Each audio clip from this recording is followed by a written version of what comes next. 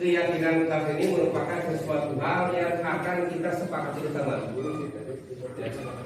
Nanti ketika kegiatan pembelajaran, berarti keyakinan kelas ini yang harus kita taati atau kita lakukan atau kita kerjakan ini ya.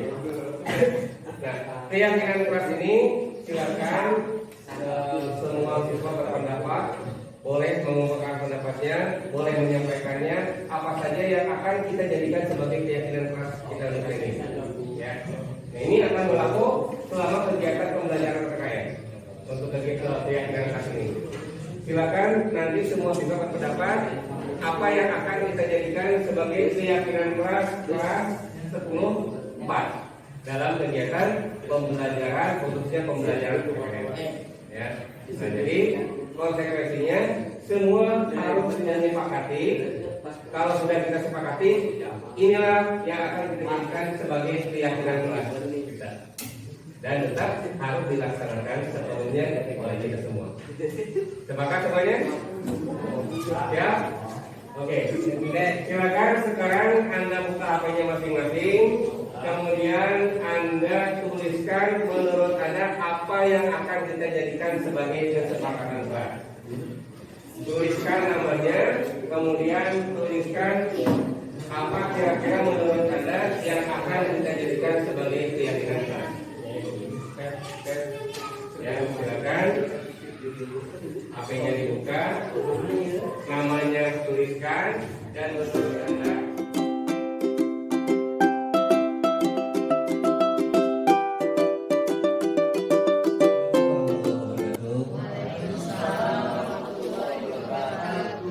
Bapak-bapak dan ibu yang saya hormati, pertama saya mengucapkan terima kasih atas kesediaan Bapak dan Ibu untuk menghadiri kegiatan ini.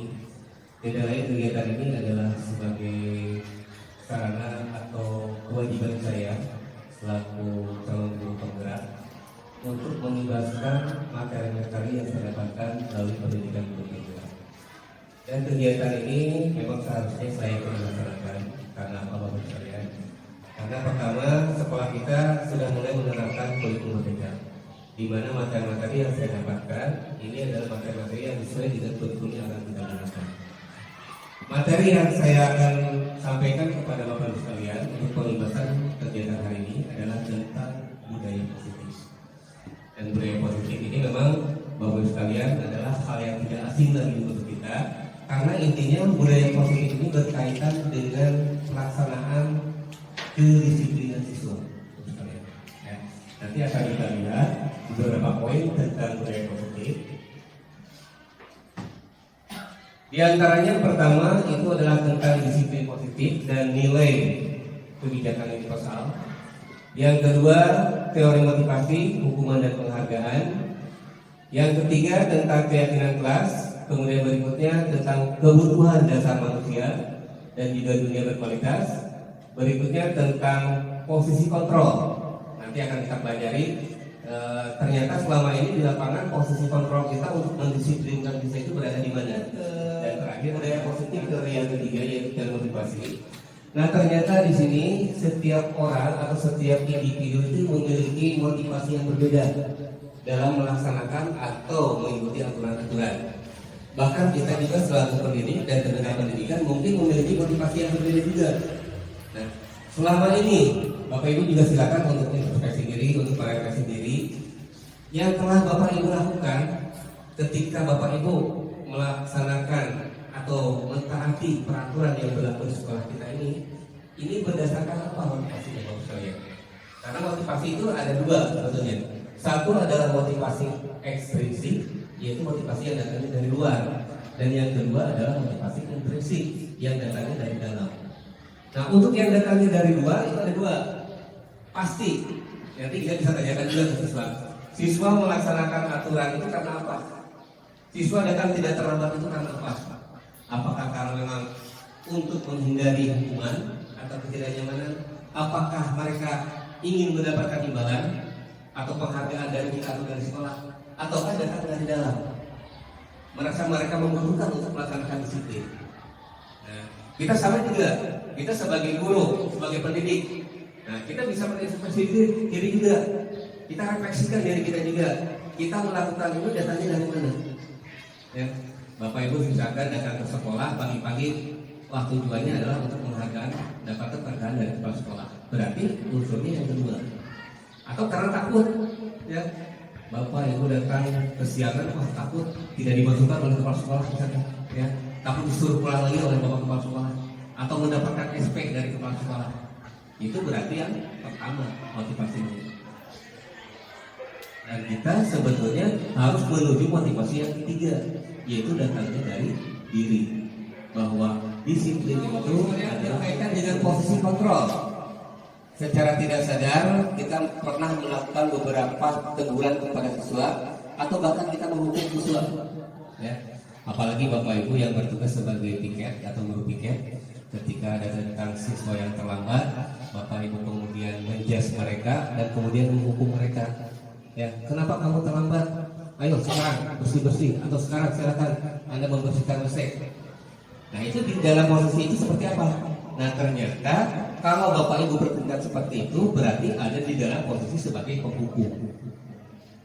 Dan ternyata itu yang tidak dibolehkan atau tidak disarankan Bapak sekalian.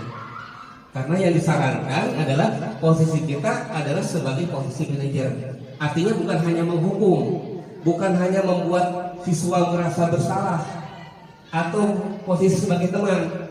Nantilah jangan gitu lagi ya. Kalau gitu lagi nanti bilang aja ke bapak atau bilang ke ibu. Itu sebagai teman atau pemantau. Nah pemantau itu dianalisis dulu. Kamu sudah melanggar ini, berarti kesalahan kamu ini, konsekuensinya berarti kamu harus ini. Itu sebagai pemantau. Dan kalau sebagai manajer ini diulas lagi, bukan hanya sebagai menghukum atau tidak memberi rasa bersalah, tetapi sudah mencari solusi. Jadi kita panggil anaknya, kemudian kita ajak diskusi kesalahannya apa, sehingga anak bisa menyampaikan solusinya apa untuk kesalahan. Segitiga restitusi. Jadi segitiga restitusi ini merupakan sebuah pendekatan yang bisa dilakukan oleh kita selaku tenaga pendidik untuk membuat siswa merasa nyaman dan kembali melaksanakan aktivitas seperti biasanya dan melaksanakan disiplin sesuai dengan semestinya. Ya. Saya pernah mencoba untuk melakukan beberapa tahapan restitusi. Restitusi ada 3 tahapan Bapak sekalian. Tahapan pertama adalah menstabilkan identitas, kemudian tahapan kedua adalah validasi tindakan, dan tahapan yang ketiga adalah menanyakan keyakinan. Ya. Jadi kita identifikasi dulu kesalahan mereka apa, kita berdiskusi penyebabnya apa mereka melakukan itu, dan akhirnya sampai kita bisa mengeluarkan atau anak-anak atau peserta didik bisa menyebutkan apa yang akan menjadi solusi untuk kegiatan mereka atau untuk tindakan yang telah mereka lakukan. Di sini saya mencontohkan, saya sudah melakukan beberapa restitusi untuk siswa yang bermasalah. Di sini ada 2 Bapak Ibu sekalian.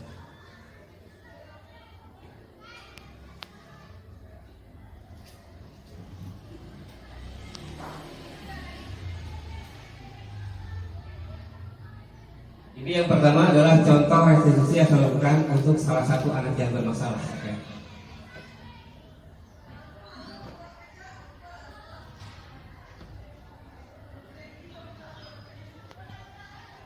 Nah ceritanya ada 1 orang anak yang bermasalah di sini, Bapak sekalian ya. Nah kemudian anak tersebut saya panggil kemudian untuk dilaksanakan diskusi.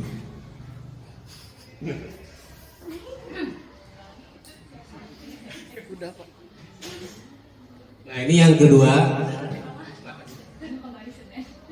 Bapak Ibu sekalian, yang kedua ini contoh saya melakukan restitusi untuk beberapa anak yang kasusnya anak tersebut pada hari Senin datang terlambat dan tidak melaksanakan kegiatan upacara bendera.